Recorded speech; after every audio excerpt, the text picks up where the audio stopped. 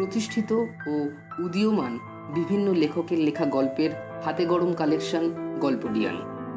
আমাদের ঝুলিতে আছে ভূত থেকে শুরু করে ভবিষ্যৎ, ইতিহাস থেকে শুরু করে আধুনিক নানান স্বাদের গল্প। সেই গল্প বলা ও শোনার আনন্দেই এই আয়োজন। আজ শুনবেন অভিক মজুমদারের লেখা আহত শকুন। অভিক মজুমদার চলচ্চিত্রবিদ্যার ছাত্র, বর্তমানে মুরলীধর কলেজে শিক্ষকতার সঙ্গে যুক্ত। ভালোবাসে গল্প লিখতে। এছাড়াও মারিও পিঞ্জর ও মাংস নামের দুটি স্বল্প দৈর্ঘ্যের ছবিও তৈরি করেছে। প্রসঙ্গত জানিয়ে রাখি, মারিও পিঞ্জরেই একটি গুরুত্বপূর্ণ চরিত্রে আমার অভিনয়ের সুযোগ হয়েছিল। গল্প শোনার পাশাপাশি চাইলে ছবিটাও দেখে নিতে পারেন। ভবিষ্যতে অভিকের হাতে এমনভাবেই আরও গল্প ও ছবি তৈরি হবে এই আশা রাখি।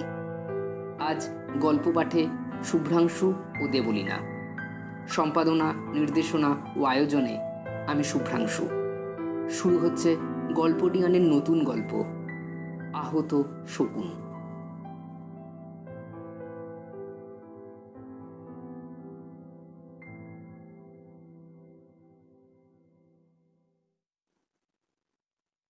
লকডাউনের প্রায় 2 মাস কাটার পর চাকরি ফিরে পেয়েছিল কমল।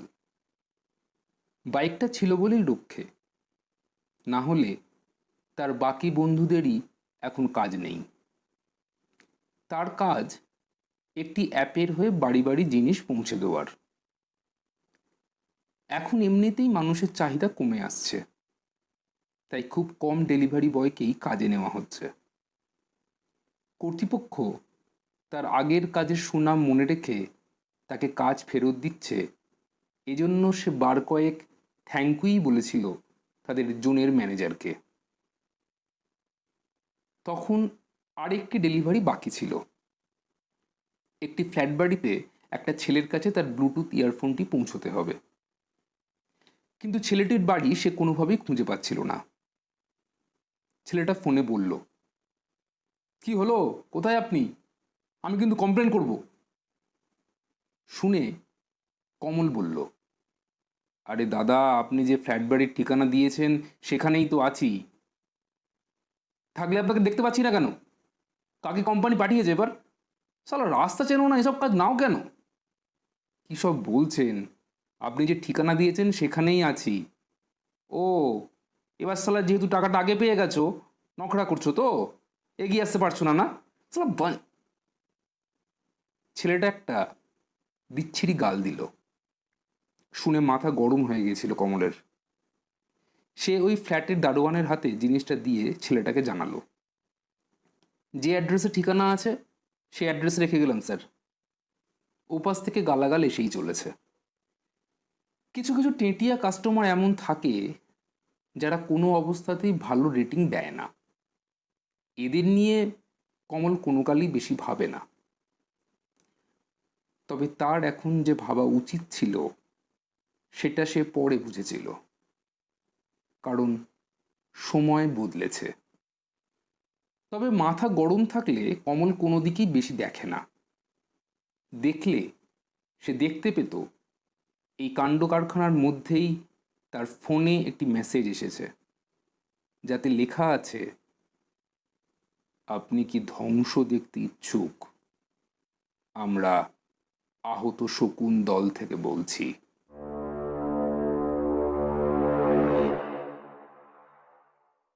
মেসেজটা সে দেখেছিল তখন তার চাকরিটা আর নেই।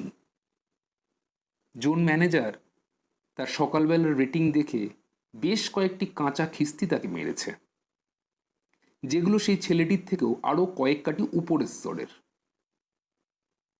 তবে সে প্রায় কয়েকশো সরির বন্যা তুলেও বুঝতে পেরেছে কমলের চাকরিটা আর থাকছে না। এরকম কিছু হলে বাকি পৃথিবীর কি হয় সে জানে না, কিন্তু তার পা থেকে মাথা অবধি যেন টলে। মনে হয় ঠিক সে যেখানে দাঁড়িয়ে আছে সেখানেই কেউ মাটির তলায় ধরে নাড়াচ্ছে। এখনই যেন চিড়ে ফাঁক হয়ে যাবে, তারপর তার পা ধরে কেউ হিড়হিড় করে টেনে নিয়ে যাবে। কোনো এক অজানা অন্ধকারে। বাড়িতে তার বাবা আর মা দুজনেরই বয়স হয়েছে। বাবার পেনশনের টাকায় এখনো এই গোটা সংসার চলে। বাবা দিনরাত কাশে, মা দিনরাত কমলের দিকে একটা অদ্ভুত শূন্য চোখে তাকায়। আমি বৃষ্টি দেখেছি, বৃষ্টির ছবি এঁকেছি, আমি রোদে পুড়ে ঘুরে ঘুরে অনেক কেঁদেছি। আপনি কি ধ্বংস দেখতে ইচ্ছুক? আমরা আহত শকুন দল থেকে বলছি। কখন সে মেঝেতে শুয়ে পড়ে ফোন ঘাঁটতে ঘাঁটতে এই মেসেজটাতে আটকে গিয়েছিল সে বুঝতে পারিনি।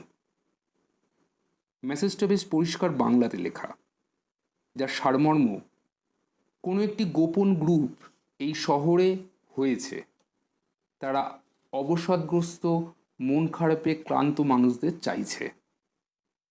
এটা তাদের ভিডিও কনফারেন্সের মাধ্যমে একটা প্রচেষ্টা, যেখান থেকে কিছু টাকাও আসতে পারে যোগদানকারীর ব্যাংক অ্যাকাউন্টে। পাশে এই জোনের ম্যানেজারের হোয়াটসঅ্যাপ নাম্বার, জোনাল ম্যানেজার। কমল শূন্য চোখে উপরে তাদের পরিবর্গাতে আটকানো আদ্যিকালের পুরনো ফ্যানটাকে ঘুটুর ঘুটুর করে ঘুরতে দেখল।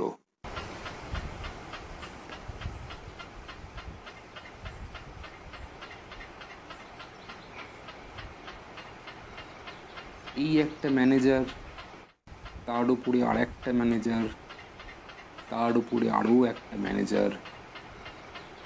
কি জানি কি এত ম্যানেজ হয়। করোনা ভাইরাস, তৃতীয় বিশ্বযুদ্ধ, ভারত পাকিস্তান। কমল ভাবে, যদি সালা এরকম একটা ম্যানেজার হতে পারতাম। কমল নাম্বারটা ডায়াল করে। বেশ কয়েকবার পুরো রিং হয়ে কেটে গেল।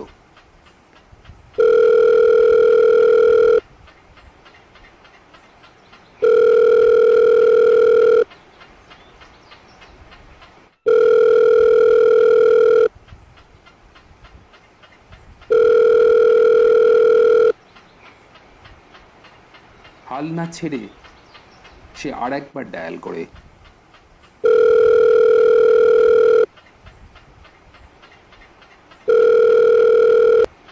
এবারে একজন ধরে, বিরক্তি মেশানো গলায় বলে, কি বারবার ফোন করছেন? করছি না দেখে বুঝতে পারছেন না? কমল একটু আমতা আমতা করে বলে, না ওই হোয়াটসঅ্যাপে মেসেজ এলো। শুনে ফোনের অপর প্রান্ত বলে, ওখানে তো এই নাম্বারে মেসেজ করতে বলা হয়েছিল, তাই না? ওই হোয়াটসঅ্যাপে। কমল কি বলবে বুঝতে পারে না।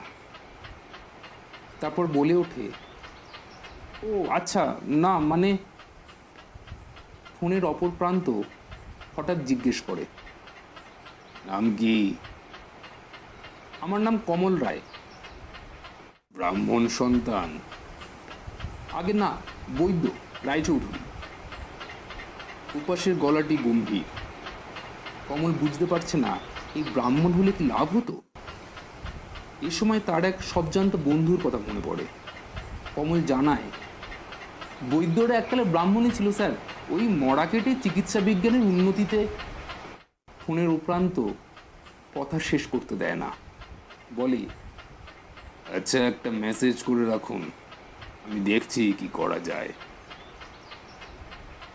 টিপিক্যাল ম্যানেজারই কথাবার্তা। কমল ভাবে, এত ঢাক ঢাক গুড়গুড়ের কি আছে? কি কাজ এটা? ব্রাহ্মণ, মন খারাপে থাকা মানুষ নিয়ে প্রচেষ্টা, আবার টাকা আসতে পারে। শেষের এই একটা কারণ না থাকলে কমলার দ্বিতীয়বার ভাবতো না মেসেজ করা নিয়ে। কিন্তু এ বাজারে টাকা আসার কথা আর কিছু ভেবে দেখা হচ্ছে তার ব্যাপারে, এই কথা যদি কেউ শোনে তাহলে কে আর চুপ থাকতে পারে। তাই কমল সেই নাম্বারে মেসেজ টাইপ করে, হাই, আমি কমল রায়চৌধুরী। আমার আকাশ কুসুম স্বপ্ন দেখার খেলা থামেনি, শুধু তুমি চলে যাবে আমি স্বপ্নে ভাবিনি। আমি বৃষ্টি দেখেছি। এর পাক্কা 3 ঘন্টা পর তার মেসেজের রিপ্লাই আসে। সেখানে লেখা ছিল, একবার ভিডিও কলে আসতে পারবেন? কমল মেসেজটি রিড করে না, অর্থাৎ ও পক্ষকে ব্লুটিক দেখানোর আগে সে আরও কয়েক দফা পাখা ঘুরতে দেখে, বাবার কাশির শব্দ শুনে, তারপর মায়ের চোখটা আবার একবার দেখে, তারপর সে মেসেজটা খোলে। কমল মেসেজটা খুলে রিপ্লাই দিতে দেরি করছে দেখে ও পক্ষ থেকে একটা আশ্বাসবাণী ভেসে আসে, চিন্তা নেই, আপনি একা নন, আপনার মতো আরও 2-3 জন নতুন মানুষ থাকবে, একটু দেখে তবে কাজে হাত দিলে দুপক্ষেরই ভালো, তাই না? কমল লিখে, হ্যাঁ শিওর, সঙ্গে একটা হাসির স্মাইলি পাঠায়। এরপর একটা ভিডিও কনফারেন্সের লিঙ্ক আছে তার ফোনে, সঙ্গে লেখা, বেশি জায়গা নেবে না অ্যাপটা, ফোনে নিয়ে ঠিক রাত 12টায় চলে আসুন। কমল দেখে অ্যাপের লোগোতে একটা শকুন চোখ মারছে, আর অ্যাপের নাম স্ক্যাভেঞ্জার 666। চারটে দেয়াল মানেই নয় তো ঘর, নিজের ঘরে অনেক মানুষ পর।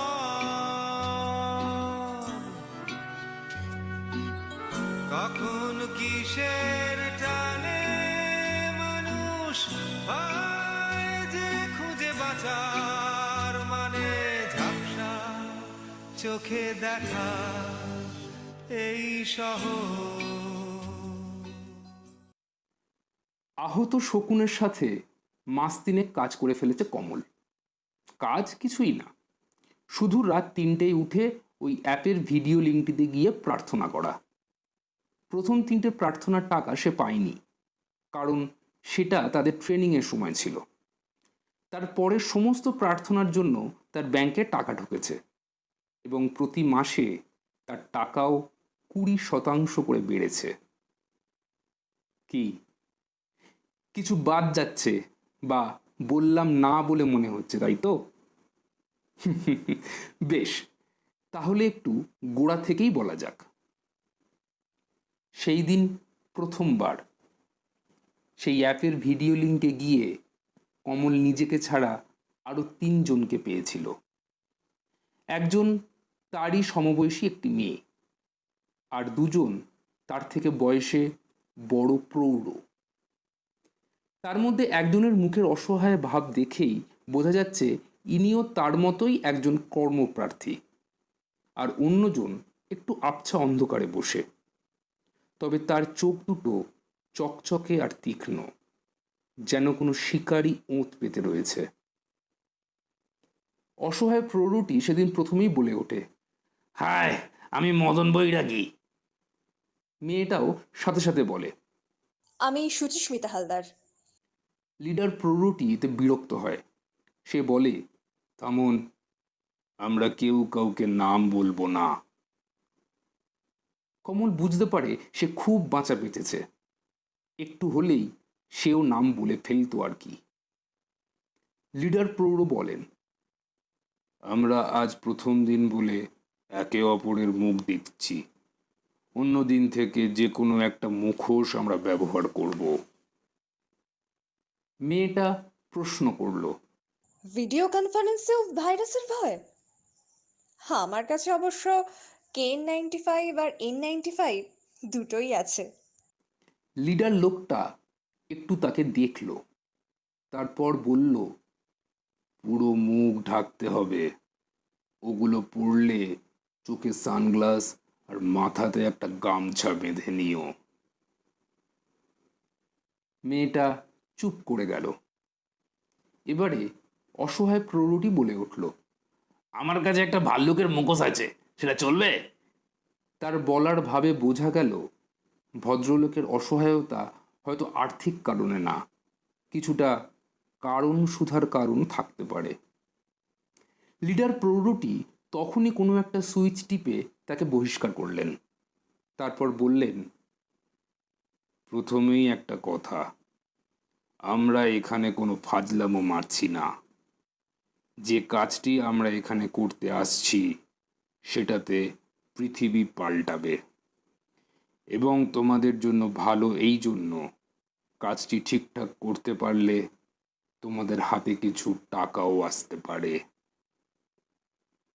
কমল দেখল ওপাশের মেয়েটিরও চোখ টাকার কথায় চমকে উঠল। আরও কিছু কথার পর তাদের জানানো হলো তাদের কাজ হচ্ছে এরপর থেকে প্রতিদিন রাত্রে একটা ভিডিও লিঙ্কে গিয়ে প্রার্থনা করা। তাদের দুজনকে এই প্রৌঢ় লিডার একটা বীজ মন্ত্র দিল, বিষ।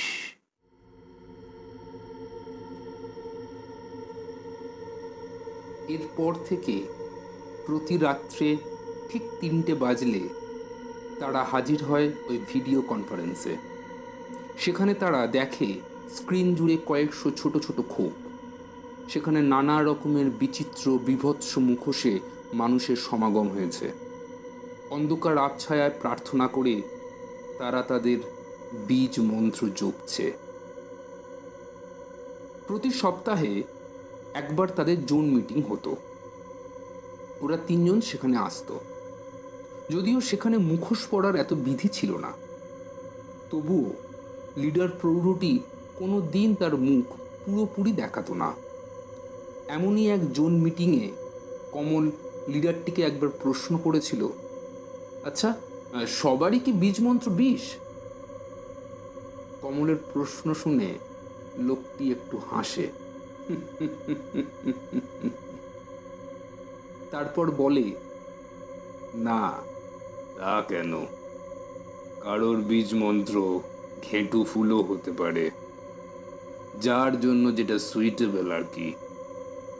তোমরা বিষ বললে কাজ হয় বেশি। কমল অবাক হয়ে প্রশ্ন করেছিল, কি কাজ? বিষ মন্ত্র প্রার্থনা করলে কি কাজ হয়? লোকটা উত্তর দিয়েছিল, ব্যাংকে টাকা ঢোকার পরেও এ বাজারে কাজে প্রশ্ন করছো? কমল এবারে একটু থমকে গিয়ে বলল, না, জাস্ট আমাদের কৌতূহল আর কি। এবারে লিডার লোকটির গলায় একটা অদ্ভুত কৌতূহল শোনা যায়। তোমাদের মানে নাম্বার এক্সচেঞ্জ হয়েছে নাকি? কফি টফি খেয়েছো একসাথে? কথাটা শুনে ওপাশের মেয়েটি লজ্জা পায়। সে বলে, না না দাদা, কি যে বলেন না, আমরা এখনো একে অপরের নামই জানি না। এবারে একটা অদ্ভুত স্বরে লোকটি বলে ওঠে, না জানলেই ভালো। তোমরা যে কাজটা করছো তাতে এসব আবেগ যত কম থাকে ততই ভালো, কারণ তোমরা পৃথিবীর ক্ষতি চাইছো, আর এতে অনেক বড় বড় লোক জড়িয়ে আছে। তারা এই চেনা অবস্থাটার ধ্বংস চায়, আর তাই তাদের তোমাদের মতো শকুনদের প্রার্থনা চাই। যার প্রার্থনায় যত জোর তার তত টাকা। আর কিছু জানতে চায়নি কমল। তার কাজের উদ্দেশ্য এখন স্পষ্ট। মন প্রাণ দিয়ে তাকে বিষ জপতে হবে, যাতে খারাপ হয়। তার প্রার্থনার নিশ্চিত জোর আছে, না হলে 2 মাসে এত টাকা আসে। আমি অনেক ভেঙে চুরে আবার শুরু করেছি, আবার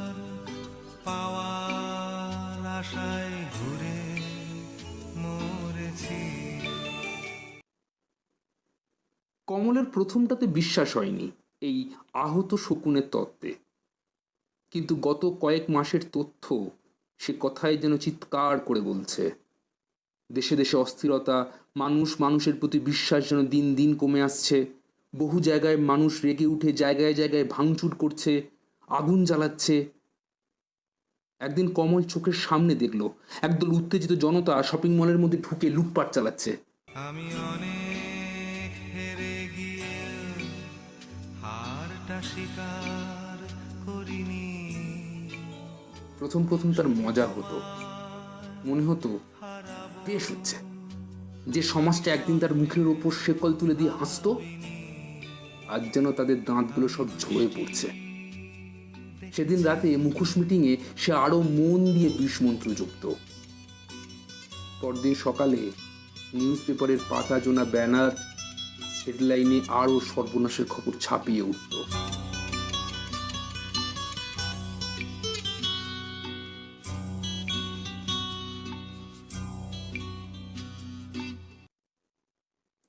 কিন্তু এরপর একদিন হঠাৎ সেই স্বপ্ন ভঙ্গ হলো। রাত 12টার জোন মিটিংয়ে কমল দেখল ওদিকের মেয়েটি বেশ অসুস্থ।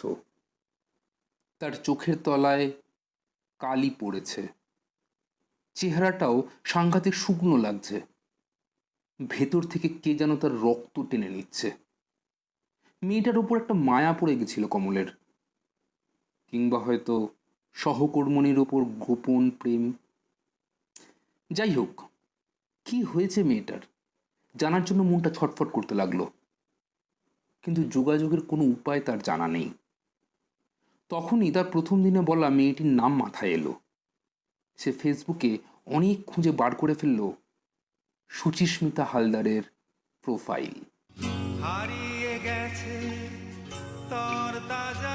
এরপর মেসেঞ্জারে কিছু মেসেজের পরই সুচিস্মিতা নিজেই বলল সে দেখা করতে চায়। সে খুব ভয়ে আছে, যা সে কাউকে বলতে পারছে না। এরপর প্রায় সুচিস্মিতার জোড়াজুড়িতেই ওরা দুজন কফি শপে দেখা করে। কমল লক্ষ্য করে এক অদ্ভুত অস্থিরতা সুচিস্মিতাকে স্থির হতে দিচ্ছে না। মেয়েটা এত ঘন ঘন জল খাচ্ছে যেন তার ভেতরটার আস্ত একটা সমুদ্র চাই তৃষ্ণা মেটাতে। একটু চারিদিক দেখে সুচিস্মিতা বলল, আমি এগুলো থেকে জাস্ট বেরোতে চাই। যা হচ্ছে তা একদমই ঠিক হচ্ছে না। আমার আমার ভীষণ ভয় করছে। যদি যদি ওরা কিছু করে, আমার আমার বাড়ির ওপরেও নানা খারাপ ব্যাপার হচ্ছে। আমার আমার সারা শরীর ভেতর থেকে জ্বলছে। ওরা ওরা বলছে আমাকে আমাকে দিয়ে নাকি আর কাজ হবে না। আমার আমার কাজে নাকি কোনোদিনও তো জোরই নেই। আর এখন আমি তো এই মাসে কোনো টাকাও পাইনি। কিন্তু আজ আজ রাতে ওকে যেতে হবে। উফ, আমি আমি আর পারছি না। মেয়েটার চোখের মধ্যে কমল যেন তার আগামী কাল দেখতে পেল। তার প্রার্থনার জোর কমে গেলে তার সাথেও কি অমনই হবে? কমল তার ভয়টা সুচিস্মিতার সামনে প্রকাশ করে না, বরং তাকে অভয় দিয়ে বলল, তুমি বরং দাদাকে বলে কদিন মিটিং করা বন্ধ রাখো, ওনাকে বলো তুমি অসুস্থ। সুচিস্মিতা কমলের চোখের দিকে তাকিয়ে মৃতের মতো বলে, দাদা সব সময় সাথেই আছে। উনি সব জানেন। সুচিস্মিতা চলে যাওয়ার পর থেকে বাড়ি আসা অবধি কমলের মনে হলো কেউ যেন সর্বক্ষণ তার পেছনে আসছে। এক্ষুনি ঘুরে তাকালে সে হয়তো হায়নার মতো দুটো চোখ অন্ধকারে তার ঘাড়ের কাছে দেখতে পাবে। বাড়িটাকে আজ ঢোকার মুখে অদ্ভুত রকম আবছা লাগছে। একটা কুকুর তার বাড়ির সামনে পড়ে আছে, আস্তে আস্তে হাঁপ টানছে। তার তলাটা কেউ ময়লার চটে ঢেকে দিয়ে গেছে। কি হয়েছে ওর? সন্ধ্যের আকাশ আজ অদ্ভুত রকম নিস্তব্ধ। একটা পাখি দূর থেকে মাঝে মাঝে অপার্থিব শব্দে ডাক দিচ্ছে। বাড়ি ঢোকার মুখে কমল ভয়ে ভয়ে একবার দূরের গলিটার দিকে তাকালো। মুহূর্তের মধ্যে একটা ছায়া যেন সেখান থেকে সরে গেল। কমল ব্যাপারটা বুঝে ওঠার আগেই তার বাবার গলায় কাশির শব্দ পেল।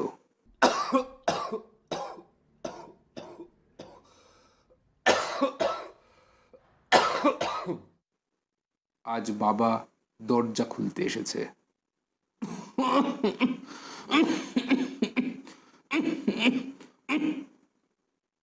কমল বাবাকে জিজ্ঞেস করলো, মা কোথায়? বাবা জানায়, তোর মার দুপুর থেকে ধুম জ্বর, বিছনায় পড়ে আছে। কমল দেখলো এইটুকু কথা বলতে গিয়ে তার বাবা কাশিতে বেঁকে যাচ্ছে। বাবাকে ধরে মায়ের পাশে শুইয়ে দিয়ে কমল দুজনের দিকে তাকালো। বিছানায় দুটো মানুষ বাইরের কুকুরটার মতোই থুঁকছে। কমলের মনে হলো তার গলা শুকিয়ে আসছে। সে ফ্রিজ থেকে ঠান্ডা জলের বোতল বার করে বেশ খানিকটা এক নিঃশ্বাসে খেয়ে বাকিটা নিজের মাথায় ঢালতে লাগলো। সেদিন রাত 12টার মিটিংয়ে জোনাল ম্যানেজার দাদা তার দিকে তাকিয়েছিল। আচ্ছায়াতে তার মুখে একটা হালকা হাসি কমল দেখতে পাচ্ছিল। কমল প্রশ্ন করল, মেয়েটা এলো না? লোকটা জিজ্ঞেস করল, কে? সুচিস্মিতা? কমলের মুখ থেকে কথা বেরোলো না। জোনাল ম্যানেজার দাদাটি হেসে বলল, মারা গেছে আজ সন্ধে বাড়ি ফেরার পথে, বাস অ্যাক্সিডেন্ট। আজকাল রাস্তায় এত খারাপ ট্রাফিক। কমল চিৎকার করে ওঠে, আমি পুলিশে যাব। জোনাল ম্যানেজার এই কথায় বিচ্ছিরি হেসে ওঠে।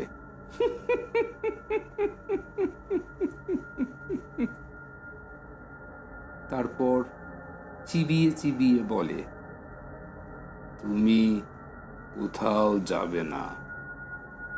তোমাকে যদি রাত 3টের কনফারেন্সের মানুষগুলোর মুখোশগুলো সরিয়ে দেখাতে পারতাম বদ্যিবাবুন, দেখতে পুলিশ, জাজ, সন্ন্যাসী, ফুচকাওয়ালা সবাই আজ খারাপ চাইছে।